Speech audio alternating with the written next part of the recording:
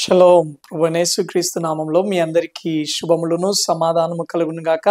This is Nehemiah from the heart of Israel, Jerusalem. జనవరి 18వ తారీఖు తీవ్రవాదులు 3 బందీలను విడుదల చేయడం జరిగింది. అటు తరువాత జనవరి 25వ తారీఖు 4 బందీలను విడుదల చేయడం జరిగింది. ఈ రోజు అనగా జనవరి 30వ తారీఖు ఒక బందీని, ఒక హాస్టేజ్ ని విడుదల చేయడం జరిగింది. అయితే ఈ వీడియో చేయడానికి గల ముఖ్య కారణం ఏంటి అని అంటే, జనవరి 25వ తారీఖు 4 బందీలను విడుదల చేశారు కదా. ఈ యొక్క 4 బందీలు కూడా ఐడిఎఫ్ సోల్జర్స్. అయితే ఈ 4 సోల్జర్స్ వారు విడుదల చేయబడబోయే ముందు ఈ యొక్క తీవ్రవాదుల గడ్డ మీద వారు చేసిన ఒక అద్భుతమైన పనిని మీకు తెలియజేయడం కోసం నేను ఈ వీడియో చేయడం జరిగింది. ఓకే, డీటెయిల్స్ లోకి వెళ్ళడానికంటే ముందుగా ఈ ఛానల్ ను మీరు సబ్స్క్రైబ్ చేసుకుని ఎడలా తప్పకుండా సబ్స్క్రైబ్ చేసుకోవాల్సిందిగా మనం చేస్తూ ఉన్నాను. సబ్స్క్రైబ్ చేసుకోవడమే కాకుండా పక్కనే ఉన్న బెల్ ఐకాన్ ని మీరు ప్రెస్ చేసినట్లయితే నేను చేసే ప్రతి వీడియో మీకు నోటిఫికేషన్ రూపంలో వస్తుంది, కాబట్టి మీరు ఏ వీడియో కూడా మిస్ అవ్వకుండా ఉంటుంది. ఓకే, డీటెయిల్స్ లోకి వెళ్ళినట్లయితే అమిత్ సుజానా అనే ఒక మహిళ రీసెంట్ గా తాను ఇంటర్వ్యూ ఇవ్వడం జరిగింది. ఎవరు ఈ మహిళ అనంటే, అక్టోబర్ 7 తర్వాత ఆ యుద్ధం స్టార్ట్ అయ్యాక ఫస్ట్ హాస్టేజ్ డీల్ జరిగింది. ఎప్పుడు అనంటే 2023వ సంవత్సరము నవంబర్ మాసంలో కొంతమంది తీవ్రవాదుల చెరలో ఉన్న బందీలు విడిపింపబడడం జరిగింది. అయితే ఆ రకంగా విడిపింపబడిన వారి లిస్ట్ లో ఉన్న ఒక మహిళ అమిత్ సుజానా.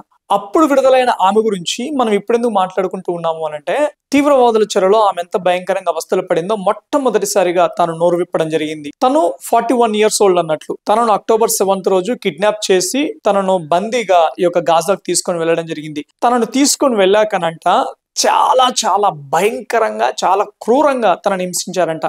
ఏ రకంగా అనంటే, తనకి నోటికి ప్లాస్టర్ వేసి, కాళ్ళు చేతులు కోడిపిల్లలాగా కట్టేసి శారీరకంగా భయంకరంగా హింసించారంట. కొట్టడము, తన్నడము, అంతేకాదు తనేమన్నది అనంటే ఈ యొక్క లైంగికంగా కూడా తనను వేధించారంట. భయంకరంగా చీకటి గదిలో పడేసి భయంకరంగా టార్చర్ చేశారు అని చెప్పడం జరిగింది. ఎందుకు తనను టార్చర్ చేశారు అనంటే, ఈ యొక్క తీవ్రవాదులు ఈ యొక్క మహిళను ఐడిఎఫ్ ఆఫీసర్ అనుకున్నారంట. సో తను ఐడిఎఫ్ ఆఫీసర్, తనని టార్చర్ చేసినట్లయితే ఈ యొక్క సమాచారాన్ని మనం రాబట్టుకోవచ్చు అనేసి తనను అసలు ఆ చీకటి గదిలో పెట్టేసి ఆహారం ఇవ్వకుండా కర్రలతో కొట్టేవాళ్ళంట, బూటుకాలతో తన్నేవాళ్ళంట, లైంగికంగా వేధించే వాళ్ళంట. ఆ రకంగా వేధించి కొంతకాలము తర్వాత ఇంకొక తీవ్రవాదుల క్యాంప్ కు షిఫ్ట్ చేశారంట.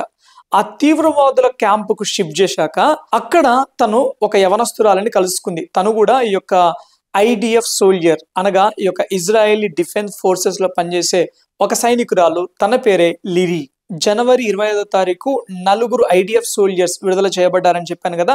ఆ రకంగా విడుదల చేయబడిన 4లో ఈ యొక్క లిరి కూడా ఒక ఆమె. ఈ యొక్క మహిళను ఈ లిరిల్ ఉన్న తీవ్రవాద స్థావరం దగ్గరికి తీసుకొని రావడానికి గల కారణం ఏంటి అనంటే, అక్కడ ఇంకా ఆమెను టార్చర్ చేసి అక్కడ ఆమెను చంపాలి అని తీవ్రవాదులు ప్లాన్ చేసినారు. అయితే ఈ యొక్క తీవ్రవాదులు తనను భయంకరంగా టార్చర్ చేయడము లిరిల్ చూసి తీవ్రవాదుల దగ్గరికి వెళ్లి ధైర్యంగా వాళ్ళను ఈ యొక్క స్త్రీ, ఈ మహిళ ఐడిఎఫ్ ఆఫీసర్ కాదు అని కన్విన్స్ చేయడం జరిగింది. అలా కన్విన్స్ చేయడానికి ఈ యొక్క లిరిల్ అనే అమ్మాయి తీవ్రవాదులతోటి చాలా జ్ఞానంగా, చాలా యుక్తంగా మాట్లాడిందంట.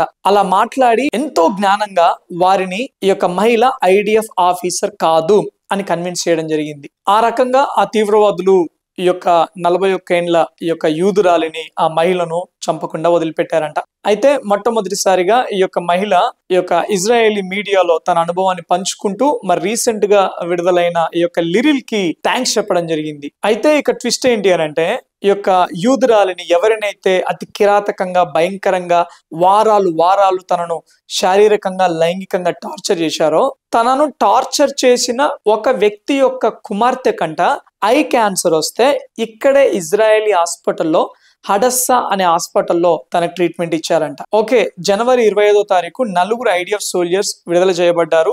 వారు విడుదల అవ్వడానికంటే ముందు ఈ యొక్క తీవ్రవాదుల గడ్డ మీద ఒక అద్భుతమైన పని చేశారు అని చెప్పాను కదా. అదేంటో ఇప్పుడు తెలియజేస్తాను. ఈ యొక్క తీవ్రవాదులు బందీలను విడుదల చేయడానికంటే ముందుగా విడుదల అవ్వబోయే బందీలను గాజాలోని ఒక మెయిన్ సెంటర్ కి తీసుకొని వచ్చి అక్కడ వారిని నిలబెట్టి వారి మొహం మీద ఈ యొక్క తీవ్రవాదులైతేనేమి, చుట్టూ ఉన్న కామన్ పీపుల్ అందరూ, పిల్లలు, పెద్దోళ్ళు, ముసలోళ్ళు, యవనస్తులు అందరూ వారి యొక్క మతపరమైన నినాదాలు చేస్తూ విక్టరీ స్లోగన్స్ చేస్తూ వాళ్ళు సెలబ్రేట్ చేసుకుంటూ ఉంటారు. ఈ యుద్ధం మేము గెలిచినాము అన్నట్టుగా ఈ యొక్క హాస్టేజెస్ ముందు వారు భయంకరంగా సెలబ్రేట్ చేసుకుంటూ ఉంటారు. నిజంగా వీళ్ళ పరిస్థితి ఎలా ఉంది అని అంటే, కింద పడ్డా గానీ నాదే పై చేయి అన్నట్టుగా ఉంటది కదా, అలా ఉన్నది అన్నట్టు వీళ్ళ పద్ధతి. ఎందుకు అనంటే, ఈ యొక్క IDF సోల్జర్స్, ఇజ్రాయలీ గవర్నమెంట్ టెర్రరిస్టులను, హమాస్ వాళ్ళు కావచ్చు, హిజ్బుల్లా వాళ్ళు కావచ్చు, వాళ్ళందరినీ, వాళ్ళ లీడర్స్ అందరినీ హతమార్చడం జరిగింది. ఆ రకంగా వారందరూ హతమార్చబడి వీరింక దిక్కుతోచని స్థితిలో ఉన్నారు. కాబట్టి ఈ యొక్క ఇజ్రాయేలీ గవర్నమెంట్ గనక, ఇజ్రాయేలీ సోల్జర్స్ గనక ఇలాగే కంటిన్యూ అవుతే మాత్రము ఇంకా మనము నామరూపాలు లేకుండా పోతాము అనేసి అప్పుడు ఈ యొక్క మధ్యవర్తులతోటి, ఈ యొక్క బైడెన్ తోటి రాయబారం పంపి హాస్టేజ్ డీల్ వాళ్ళు సెట్ చేసుకోవడం జరిగింది. ఆ హాస్టేజ్ డీల్ లో భాగంగా బందీలను విడుదల చేస్తూ మేము విజయం సాధించినాము అన్నట్టుగా వాళ్ళు సెలబ్రేట్ చేసుకుంటా ఉంటున్నారు.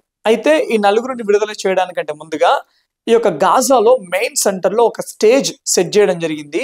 వీళ్ళకి ముందే చెప్పారంట, ఈ నలుగురికి ముందే చెప్పారంట, మీరు అక్కడ మాట్లాడాలి అని కొంత వారిని భయభ్రాంతులకు గురి చేశారంట.